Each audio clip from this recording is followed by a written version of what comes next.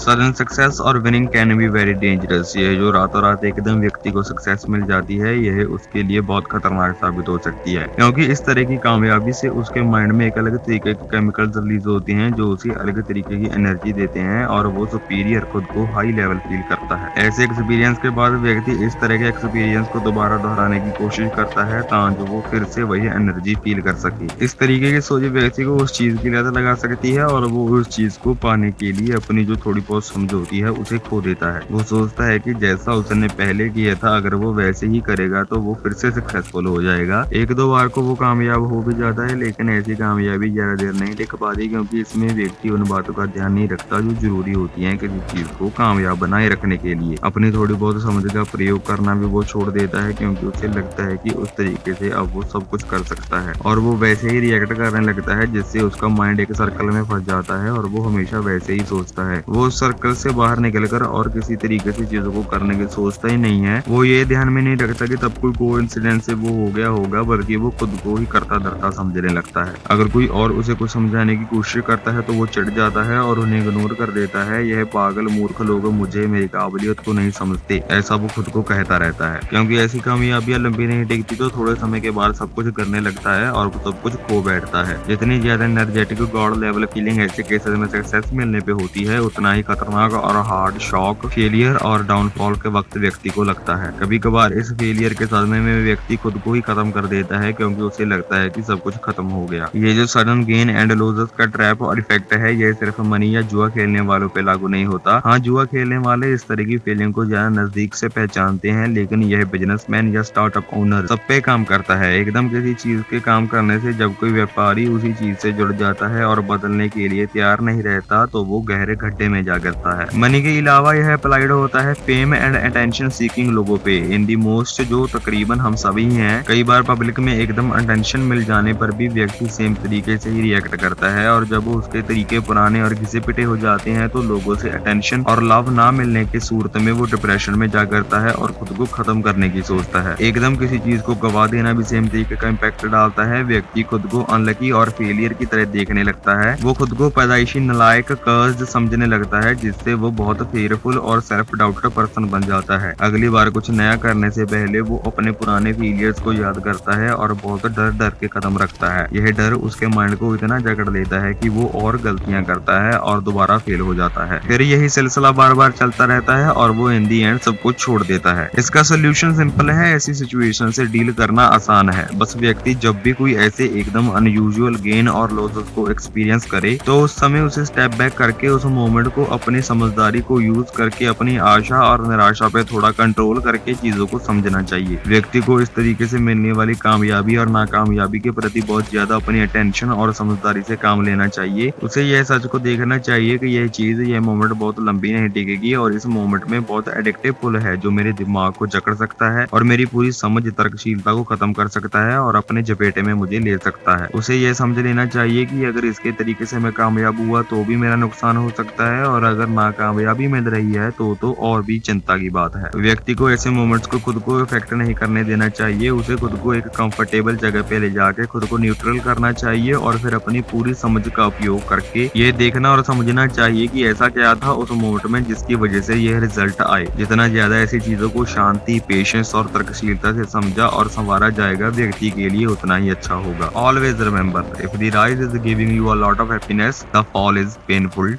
To.